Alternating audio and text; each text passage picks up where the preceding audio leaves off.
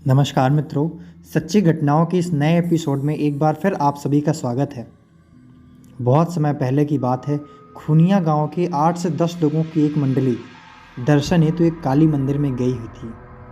काली मंदिर का यह मंदिर एक जंगल में था। आसपास बहुत सारी दुकानें, धर्मशाला आदि भी थे।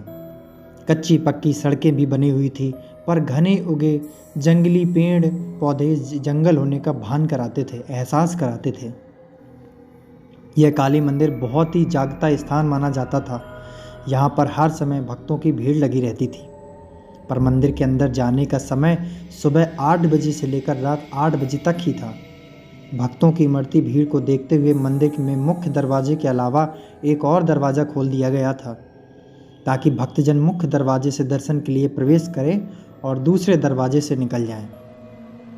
खूनिया गांव की मंडली शाम को 6 बजे दर्शन के लिए मंदिर पहुंची और दर्शन करने के बाद मंदिर के आसपास घूमकर वहां लगे मेले का आनंद लेने लगी। मेले में घूमते घूमते यह मंडली अपने निर्भयपन का परिचय देते हुए जंगल में थोड़ा दूर निकल गई। रात होने लगी थी। मंडली का कोई व्यक्ति कहता कि अब वापस चलते हैं, कल दिन में घूम लेंगे। और कोई कहता, डर रहे हो क्या, इतने लोग हैं, थोड़ा और अंदर चलते हैं, फिर वापस आ जाएंगे। ऐसा करते करते यह मंडली उस जंगल में काफ़ी अंदर चली गई। रात के अंधेरे में मंडली को रास्ता भी नहीं सूझ रहा था और ना ही मंदिर के आसपास जलती कोई रोशनी दिख रही थी। अब मंडली यह नहीं समझ पा रही थी कि किस ओर चलें। खैर, मंडली के एक व्यक्ति ने अपनी जेब से माचिस निकाली और झोले में रखे कुछ कागजों को जलाकर रोशनी कर दी। रोशनी में उस मंडली ने जो कुछ देखा वह बहुत ही भयानक था। आसपास कुछ नर कंकाल भी नजर आ रहे थे और पेड़ों पर कुछ अजीब तरह के डरावने जीव जंतु इस मंडली को घूरते नजर आ रहे थे। अब तो इस मंडली के सभी लोग पूरी तरीके से चुप थे। कुछ लोग बोलने की हिम्मत नहीं कर पा रहा थे, पर हाँ, वे लोग धीरे धीरे एक दूसरे के काफी करीब आकर चिपक गए थे। फिर किसी ने थोड़ी हिम्मत करके कागज की बुझती आग पर वहीं पड़े सूखे घास के पत्तों को आग लगा दी और आग थोड़ा तेज हो गई।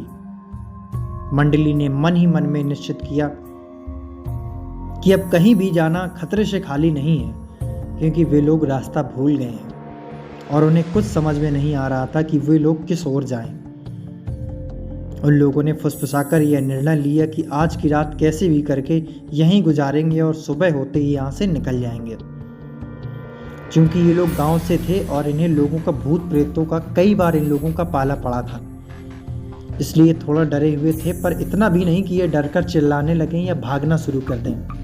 अक्सर गांव के लोग बहुत ही समझदार और ताकतवर होते हैं और भूत प्रेतों से उनका कई बार सामना हुआ होता है। इस मंडली ने भी हिम्मत दिखाई और धीरे धीरे आग को और तेज करने लगे, क्योंकि अब इस मंडली को डर लगने लगा था कि जरूर यहाँ कुछ बुरी आत्माएं हैं और वे इस मंडली को अपनी चपेट में लेना चाहती हैं। पर वहाँ की आबो हवा देखकर ये गवई मंडली पूरी तरीके से डर गई थी और अंदर से पसीने पसीने भी हो गई थी, पर इस डर को चेहरे पर नहीं लाना चाहती थी, क्योंकि अब इनको पता था कि डरे तो मरे हुए लोगों पर यह बुरी आत्माएं और भी असर करती हैं।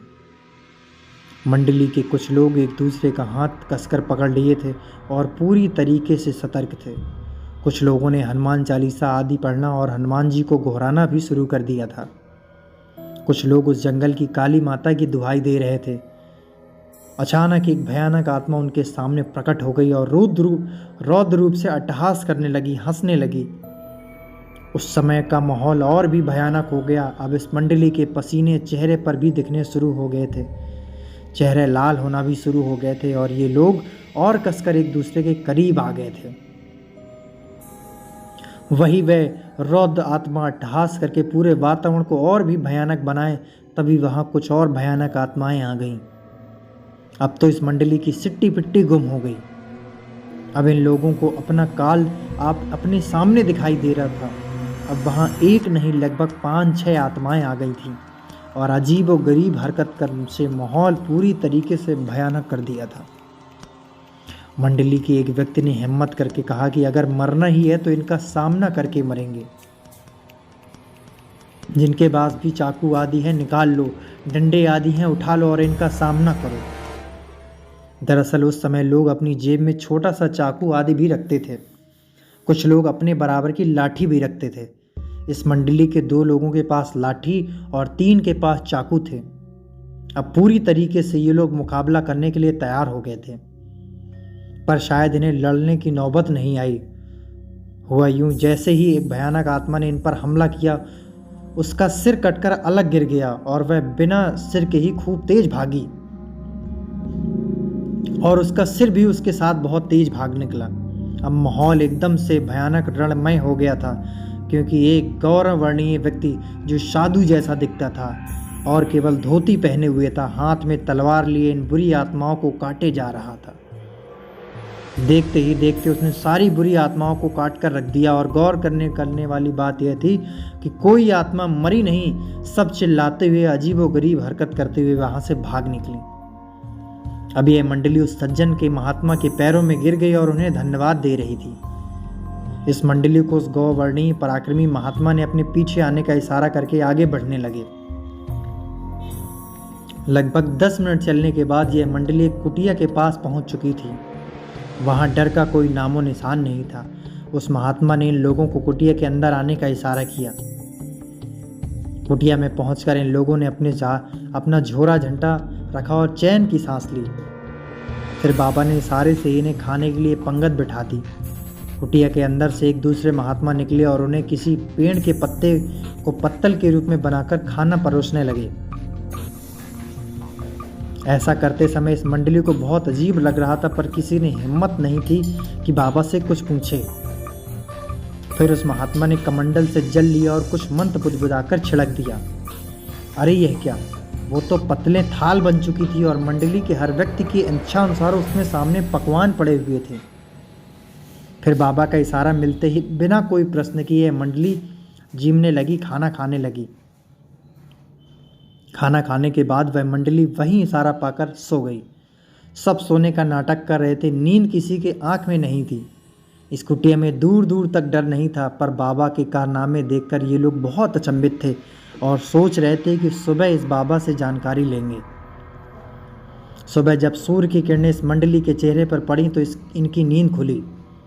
मंडली का हर व्यक्ति बहुत ही आश्चर्य में था, क्योंकि वहाँ न कोई कुटिया थी और न ही रात वाले बाबा थे, और ये लोग भी नीचे वैसे ही घास फूस पर सोए हुए थे।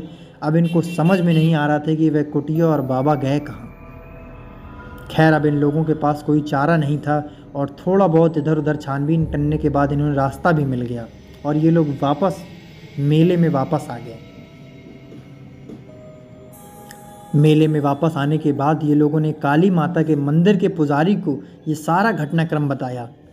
पुजारी बाबा ने एक लंबी सांस छोड़ते हुए कहा कि वह एक दिव्य आत्मा है जो इस जंगल में रहती है और केवल रात में ही वह भूले भटको लोगों को ही नज़र आती है और उन्हें रात में आश्रय प्रदान करके फिर पता नहीं कहाँ गायब हो जाती है।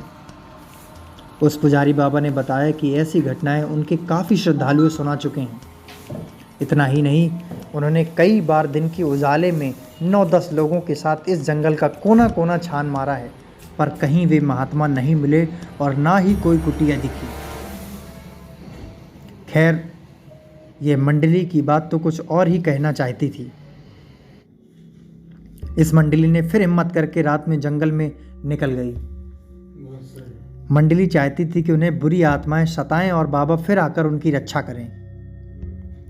इसी बहाने यह मंडली यह चाहती थी कि बाबा दिखते ही उनके पैरों में गिरकर और कुछ रहस्यों के बारे में जानकारी ली जाएगी। बाबा से हाथ जोड़कर प्रार्थना किया जाएगा कि वे कुछ अनसुलझे प्रश्नों का उत्तर दें।